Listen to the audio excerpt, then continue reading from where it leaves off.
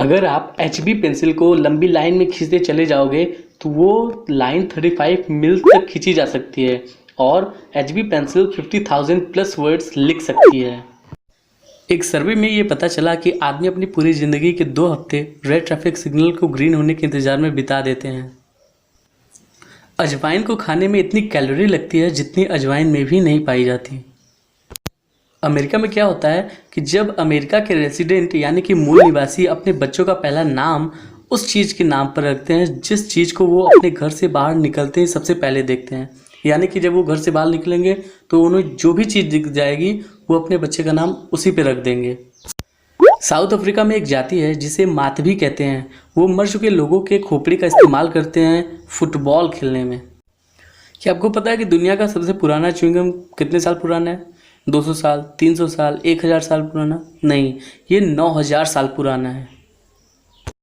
अगर modern world में सारे तनाव को हटा दिया जाए तो आदमी एवरेज में 10 घंटे सोएगा। एवरेज में अमेरिकन अपनी ज़िंदगी का आधा समय टीवी देखने में बिताते हैं, यानी कि वो अपने ज़िंदगी का अपने लाइफ टाइम की आधी समय टीवी देखने में ही बिता देते हैं। क्या आपको पता है कि रुकी हुई घड़ी भी दिन में 2 बार सही समय बताती है? अगर ये आपको पहले से ही पता था तो कमेंट ज़रूर कीजिएगा। हम सबको पता है कि कीपैड मोबाइल फ़ोन्स कब आए, लेकिन क्या आपको पता है कि पहला टच स्क्रीन मोबाइल फ़ोन कब आया और कौन सा फ़ोन था? हो सकता है कभी भी किसी ने भी आपको ये बात न बताया हो, but IBM Simon first phone था टच स्क्रीन के साथ, जो कि लॉन्च हुआ था 1992 में और रेफ़र किया जाता है वर्ल्ड फर्स्ट स्मार्टफोन से भी। इंसान 10 मिलियन डिफरेंट कलर्स को डिफ्रेंशिएट कर सकता है, लेकिन मिरर के कलर को इमेजिन कर पाना बहुत हार्ड है। हम रियल वर्ल्ड में रहते हैं और सभी real mirror very tiny amount में लाइट एब्जॉर्ब करता है, जो कि ग्रीन लाइट के स्पेक्ट्रम पर विजिबल होता है। सो आपके मिरर का कलर टीची ग्रीन है। हम अपने ब्रेन का कितना % यूज़ करते हैं, क्या आपको पता है? ये एक मिसअंडरस्टैंडिंग है बहुत से लोगों का कि हम अपने ब्रेन का केवल 10% ही यूज़ करते हैं। ये मिथ 1890s में ओरिजिनेट हुआ था father of American psychology Williams James के द्वारा। उन्होंने कहा था कि हम अपने मेंटल पोटेंशियल तक नहीं पहुंचते और ये मिसअंडरस्टैंडिंग बहुत लंबे समय तक रहा। बट द ट्रूथ इज़ हम वर्चुअली अपने ब्रेन का प्रत्येक पार्ट यूज़ करते हैं और ब्रेन का mostly part all time alive रहता है। इनफैक्ट जब हम सोते हैं उस टाइम भी हमारे ब्रेन के सभी पार्ट्स एक्टिव रहते हैं।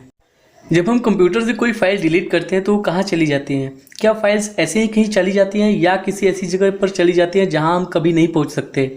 बट कंप्यूटर कोई भी चीज़ डिलीट नहीं करता, यह आपके कंप्यूटर के हार्ड डिस्क में ही स्टोर होती है। ये हमें नहीं मिलती क्योंकि इसका पॉइंटिंग एड्रेस न्यू एड्रेस में चेंज हो जाता है। What is the resolution of human आई? क्या आपको पता है कि ह्यूमन आई का रिजोल्यूशन 576 मेगापिक्सल्स है। ह्यूमन आई किसी भी डिजिटल कैमरा के जैसे वर्क नहीं करता। मेगापिक्सल्स का कुछ भी लेना देना इमेज की क्वालिटी पर नहीं होता। क्वालिटी डिपेंड्स होती है exposure, focus, lightning, camera.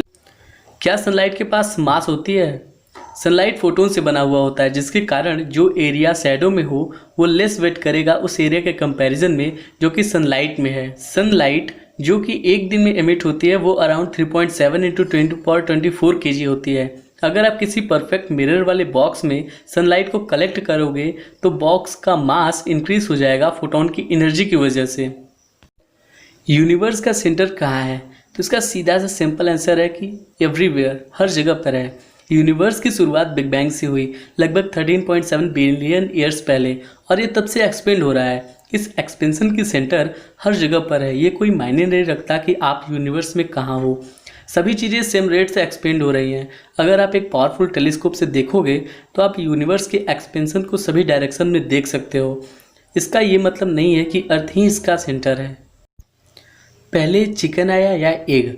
Egg लेंगे एनिमल्स बहुत पहले से ही एग्जिस्ट करते हैं, जब चिकन नहीं आए थे तब भी। सो टेक्निकली आप ये कह सकते हैं कि एग चिकन से पहले आया। क्या हो अगर सभी अर्थ पर रहने वाले मनुष्य एक साथ जम कर जाएं? पृथ्वी पर 7 बिलियन से अधिक मनुष्य रहते हैं, जिनका total weight approximately 7 × 80 billion kg होगा, जबकि अर्थ का मास 5.9 × 10⁻24 kg है, जो कि बहुत ज़्यादा है। न्यूटन के अनुसार एवरी एक्शन के हमेशा इक्वल एंड अपोजिट रिएक्शन होता है। अगर सारे मानव एक साथ जम करेंगे तो पृथ्वी पर उसका कोई भी इम्पैक्ट नहीं पड़ेगा। क्या आप स्पेस में एक गन को फायर कर सकते हो? तो इसका आंसर है हाँ। गन चलने के लिए ऑक्सीजन का प्रयोग नहीं करती, तो आउटर स्पेस में वैक्यूम कोई भी प्रॉब्लम नहीं होगा। गन पाउडर पूरी तरीके से सेल्फ कंटेन्ड होता है और एटमॉस्फेयर पर डिपेंड नहीं होता। गन स्पेस में और भी अच्छी चलेगी क्योंकि वहाँ बुलेट एयर को पुश या कंप्रेस नहीं करेगी और ये स्पेस में इनफाइनाइट डिस्टेंस तक ट्रैवल कर सकता है। मून पर यदि आप एक पावरफुल गन को फायर करते हैं एक पॉइंट से और कुछ देर बाद वो बुलेट पीछे से आपके सिर में लग जाएगी। क्या आपको पता है कि पूरी दुनिया में कितने पैसे हैं? यानी कि सब अगर पूरी दुनिया के पैसे को मिला दिया जाए तो कितने होंगे? तो वो होंगे 75 ट्रिलियन यूएस डॉलर्स पूरे वर्ल्ड में। पर या कहें तो पूरे पृथ्वी पर 75 ट्रिलियन यूएस डॉलर्स हैं।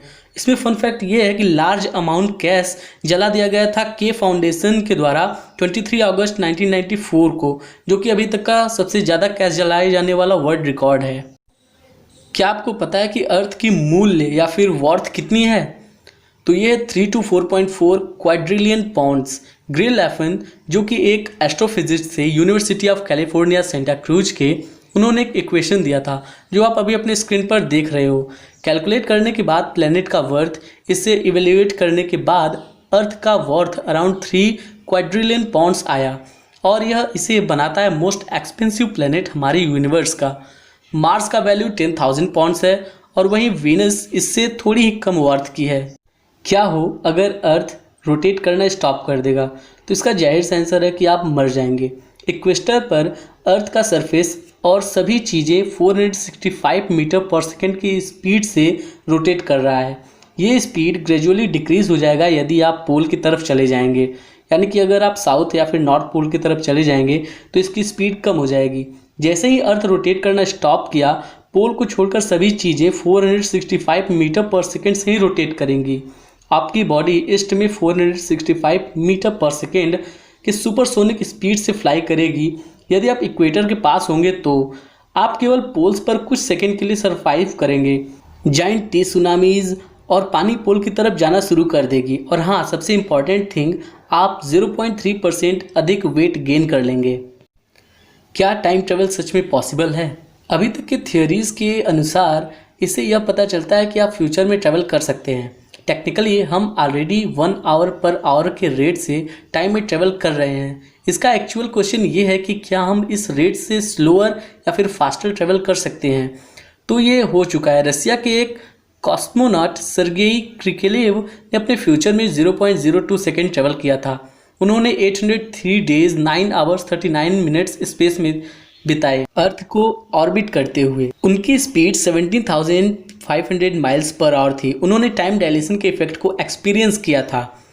आइंस्टीन की स्पेशल थियोरी ऑफ रिलेटिविटी कहती है कि आपकी ट्रैवलिंग स्पीड जब लाइट की स्पीड के क्लोज होगी तो टाइम आपके लिए धीमा हो जाता है अन्य लोगों के कंपैरिजन में।